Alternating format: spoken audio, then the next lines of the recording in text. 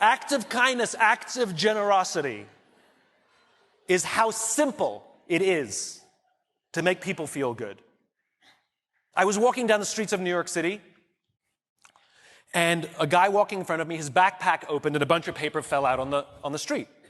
I didn't think much of it. I bent down, I gathered up the papers, handed them back to him, and pointed out that his bag had opened. Now, in our bodies, there's a chemical called oxytocin. Oxytocin is responsible for all the warm and fuzzies, unicorns and rainbows. It's responsible for all the warm feelings and connectedness we have with each other. Friendship, love. Huge amounts of oxytocin surge through a woman's body as she gives birth. This is what is responsible for the mother-child bond. Oxytocin binds human beings. There are many ways to get oxytocin. One of them is acts of kindness and acts of generosity. It feels good when we do something nice for someone. It feels good when someone does something nice for us. On this particular day, I did something for someone with no expectation of anything in return. I got a little surge of oxytocin. I felt good. He turned to me and he said, "Thank you. It feels nice when someone does something for us with no expectation of anything in return." He felt good. I walked to the end of the street. I'm waiting to cross the street.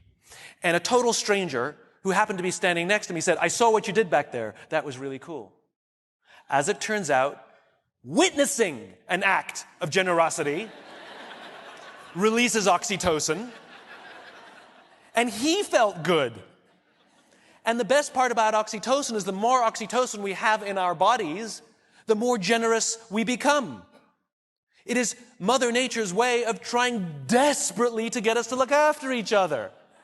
I can guarantee you that that man who witnessed what I did something nice for somebody that day simply because he saw someone do something nice for somebody that day.